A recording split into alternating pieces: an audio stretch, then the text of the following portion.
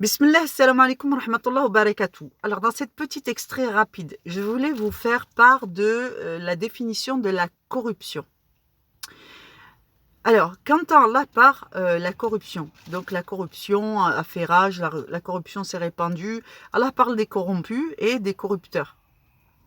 Alors, c'est quoi la définition pour Allah? Pour Allah, la définition d'un corrompu, la base de la définition, c'est-à-dire que lorsque nous, on commence à voir les signes dans le monde réel de la corruption, c'est que la corruption a déjà largement envahi le monde.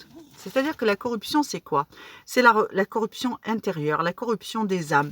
C'est le fait d'avoir trahi son serment d'allégeance envers Allah. C'est le fait d'être dénaturé de ce que ça devrait être un être humain. Celui qui a trahi la nature humaine est un corrompu dans la définition d'Allah. C'est-à-dire qu'il va servir ses intérêts aux dépens d'autrui. Il va troquer la parole d'Allah. Au lieu de prendre serment auprès d'Allah, il va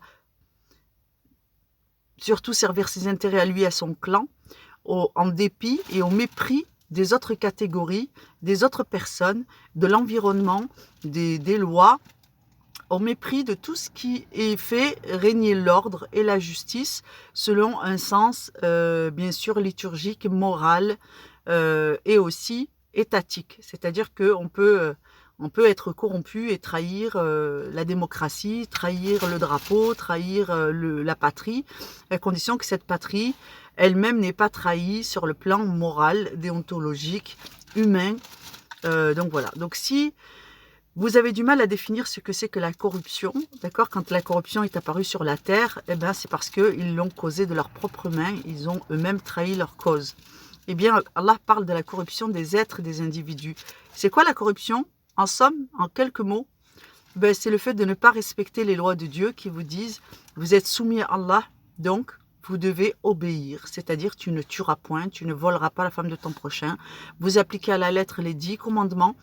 Et vous soyez très vigilants, il faut que vous soyez très vigilants sur le fait, les péchés capitaux, de ne pas les avoir dans vos comportements, de ne pas retrouver les péchés capitaux. Vous devez trouver un équilibre et vous ne devez pas tomber dans l'excès d'un côté ou de l'autre. C'est-à-dire trop de rigueur qui va enfreindre les lois individuelles, le libre arbitre individuel, personnel des individus. Donc nulle contrainte en religion, c'est ça que ça veut dire. Donc c'est-à-dire que notre priorité, c'est d'instruire et d'enseigner. Et lorsque nous serons plus nombreux, nous pourrons encadrer ceux qui n'y arrivent pas. Et donc, ça va limiter la corruption sur la Terre. Mais pour l'instant, on peut observer, avec toutes ces guerres mondiales qui sont en train d'émerger, que la corruption règne dans la Terre, dans la mer et dans les cieux. Et donc, du coup, c'est l'homme qui est responsable de toute cette corruption.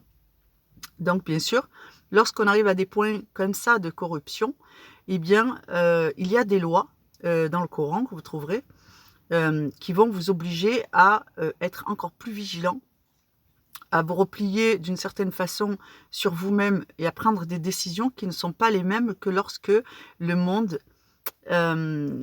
est gouverné par des gens qui ne sont pas corrompus dans leurs intentions.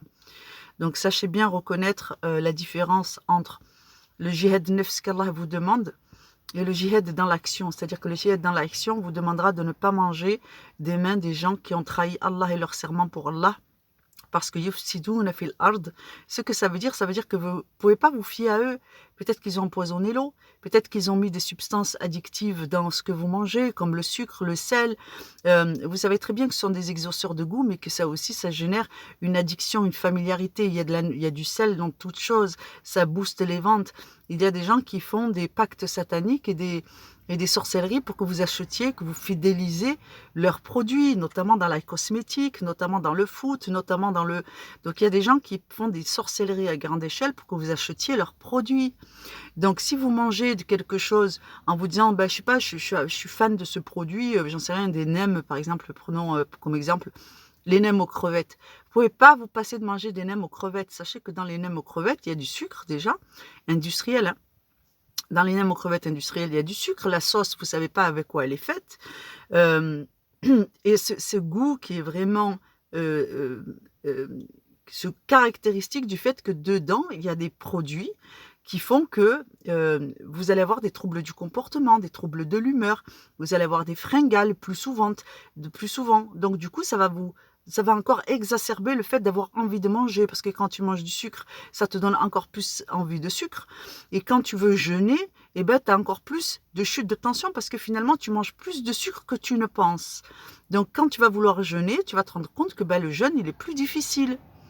Donc, les conséquences du sevrage du sucre pendant le mois de jeûne, vous les reconnaissez.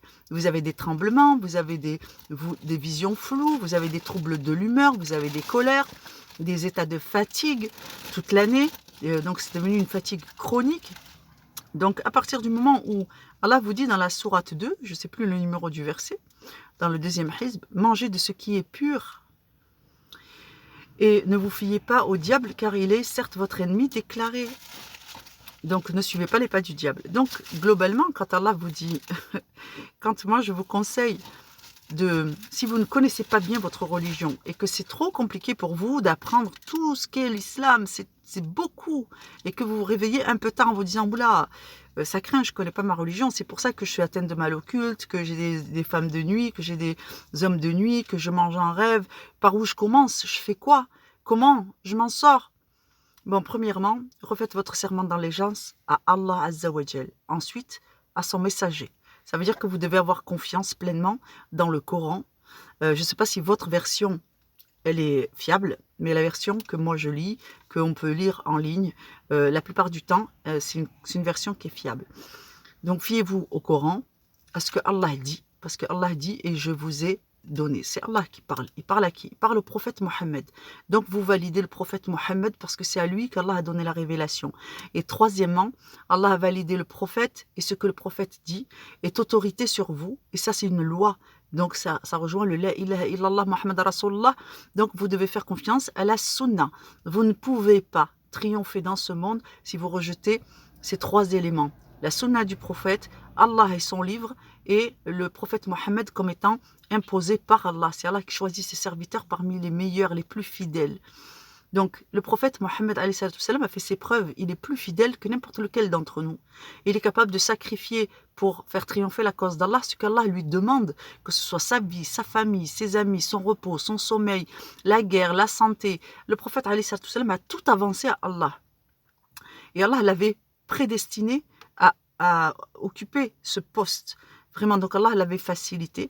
Donc en cela, c'était le choix d'Allah et Allah a imposé son choix. Donc vous devez valider tout cela et ensuite concentrez-vous sur la sourate La Vache. Si vous n'arrivez pas à lire tout le Coran, à vous concentrer, à comprendre, vous avez dans la sourate Al-Baqarah l'ensemble des lois qui sont la structure pour votre mental et pour votre cœur de ce qui va pouvoir servir de réceptacle à votre religion, à la guider émanant d'Allah, tafsir qu'Allah va vous faire comprendre des versets que vous lisez, Inch'Allah. Et si vous appliquez une grande partie des lois qui sont applicables, c'est-à-dire que ne partez pas en vous disant « ouais, c'est la guerre sainte, on va faire la guerre sainte ». Non, c'est Dieu qui va jeter les sociétés les unes contre les autres pour les faire éclater. Ça, ce n'est pas de notre ressort. Nous, il nous incombe que de suivre notre religion, rester humble, d'accord, et ne pas faire précéder le plan d'Allah de nos petits enjeux personnels. Nous, ce qui nous incombe en islam, c'est de garder notre posture d'humilité, d'obéissance, et c'est ensuite Allah qui va décider de faire triompher sa cause à travers telle population, telle civilisation, tel individu, et c'est Allah qui va choisir ses héros. C'est Allah qui va choisir les postes, les endroits où vous allez travailler.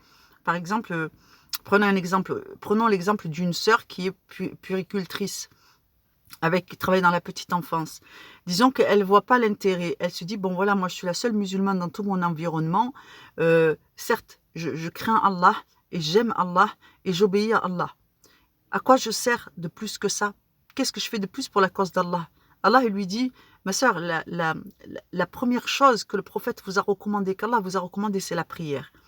Faites vos invocations dans les prières. Demandez à Allah de faire triompher sa cause dans votre milieu, là où vous êtes, et que vous aussi, vous faites partie de la cause d'Allah. Demandez à Allah de faire triompher votre cause et continuez à rester fidèle à Allah, à ses engagements, obéissez. Parce qu'en cela, la lumière rentre dans les endroits où vous êtes, à travers vous. D'accord? Et vous êtes, pour les gens qui sont autour de vous, la preuve vivante que Allah a des adorateurs et par conséquent Allah existe. Donc vous parlez directement et indirectement à leur subconscient et à leur conscient, imposant ainsi la partie visible du règne d'Allah, parce qu'eux, ils ne veulent plus voir que le ciel et la terre, c'est la preuve qu'Allah existe. Ils ne veulent plus voir que les animaux de compagnie, les animaux domestiques, les animaux qui labourent les champs, c'est une miséricorde qui vient d'Allah et que c'est la preuve qu'Allah nous a assujetti notre environnement. Ils ne veulent plus voir que le fait que dans leur descendance et en eux-mêmes, il y a des preuves de l'existence d'Allah et qu'il est leur créateur.